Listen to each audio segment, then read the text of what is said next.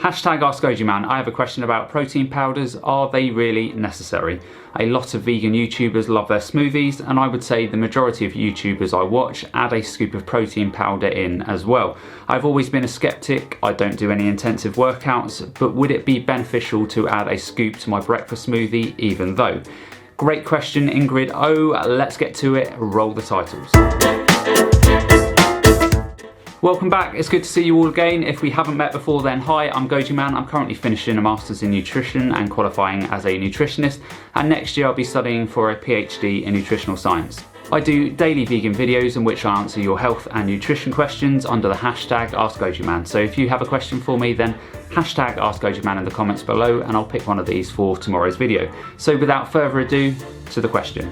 So protein powders is probably one of the most frequent questions that I get. So today I'm going to cut through all of the BS and tell you exactly how protein powder is made, what contaminants are frequently found in the top brands, and whether you actually need protein powder in the first place.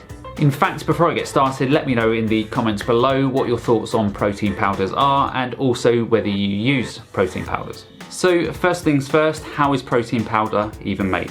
So the majority of vegan protein powders are derived from peas, soy, rice, hemp or pumpkin seeds.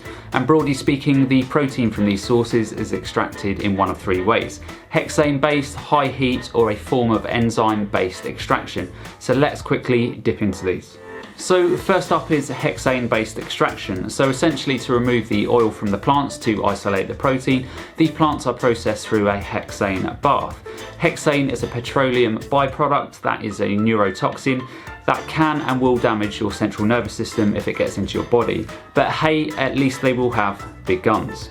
Now the second most common form of protein isolation is using the high heat method. So basically very high temperatures until all that is left is the protein. This method is obviously healthier than using hexane, but the process kills all the nutrients in the plant and makes it difficult for the remaining protein to be easily digested. And thirdly, you have the enzyme-based approach of isolating the protein. So basically, natural enzymes are added to the plants to isolate and remove the protein. Out of the three methods, this is the cleanest and safest method for manufacturing protein, but it is not the most widely used.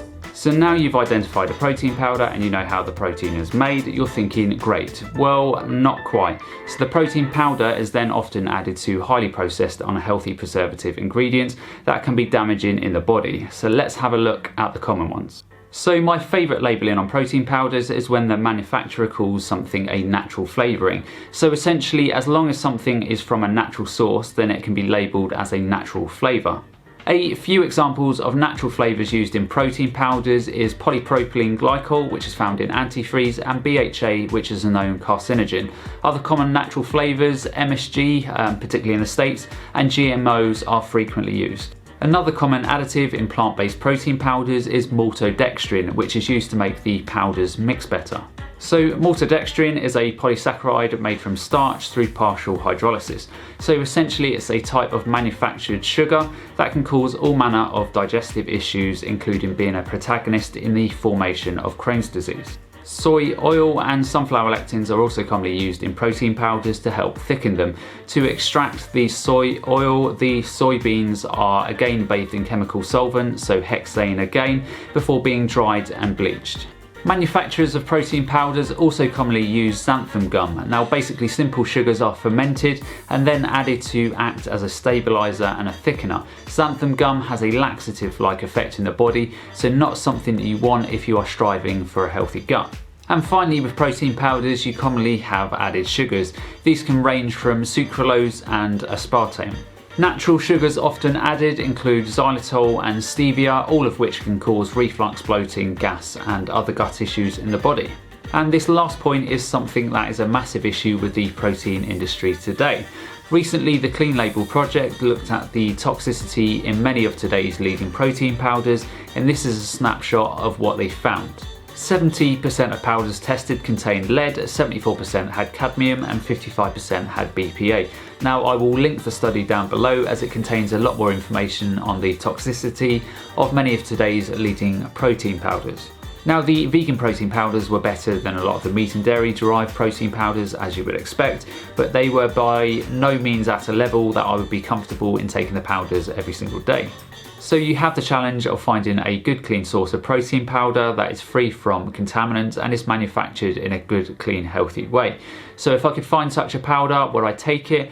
Well, I would have to ask why I would need to take it and what the actual scientific evidence is that protein powders actually work. So the World Health Organization says that 10 to 15% of calories should be in the form of protein, maybe slightly more for those who are extremely athletic in nature, but I will get to this shortly. So for adult men and women, the recommendation is 0.8 to 0.9 grams of protein per kilogram of body weight per day. So to calculate this, you simply need to times your weight in pounds by 4 and then divide this number by 10. So a 100-pound person would need approximately 40 grams of protein per day, give or take. Now the reality of it is, for optimal health, that a 100-pound person would probably only need 30 to 35 grams of protein a day, but the World Health Organization inflates the numbers to cover all eventualities as everyone is different. So next up, we look at what the health implications of protein powders are in the body. So we know that if you isolate sugars and give it to a person over the longer term, it will have detrimental impacts on someone's health. And we also know that if you isolate fats and give it to a person over the longer term, it will have detrimental effects on a person's health. But what about protein?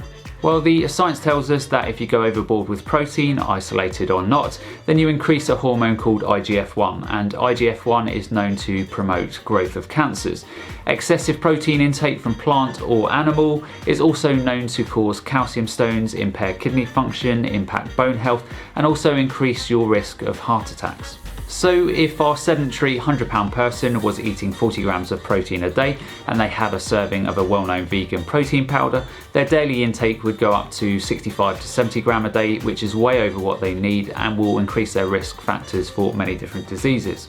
Now, I can already hear many people screaming at the screen saying, yeah, that's all very well, but I'm very active and need a lot more protein than the average sedentary person.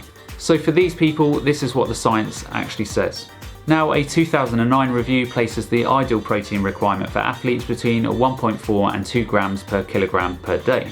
Now, the International Society of Sports Nutrition recommends 1.6 grams per kilogram per day for endurance athletes and 1.6 to 2 grams per kilogram per day for strength athletes, compared with the 0.8 grams per kilogram per day for sedentary individuals. So despite the marketing garbage what you hear, it is exercise that is a primary factor that stimulates muscle growth, not protein or protein powders. Protein is simply a raw material that assists in this process. And let me just make this abundantly clear, there is not a single shred of scientific evidence anywhere in the world that shows if you increase your protein intake beyond what your body needs, then it will have any impact on muscle growth or athletic performance. And what you have to remember when you take on a lot of protein, especially in isolated powder form, is that it's not stored in the body as protein, it's stored as fat. And to show you how easy it is to get all the protein that you need, even as an athlete, I have linked in the description to Joel Fuhrman's paper on fueling the vegan athlete. In this paper, he gives example meal plans for 3,600 calories a day with 120 grams of protein, and also 4,800 calories a day with 160 grams of protein. So have a look through this and you will see how easy it is to achieve your protein numbers through whole foods. Protein powders simply increase disease risk factors because of the contaminants, the manufacturing practices, and the way excessive protein is metabolized in the body. So I hope this video helps you, Ingrid O. As always, for the rest of you, if you have a question for me, then hashtag AskGoToMan in the comments below, and I'll choose one of these questions to answer in tomorrow's video for you. And as always, remember to look after your body because it's the only place you have to live. And I'll see you next time.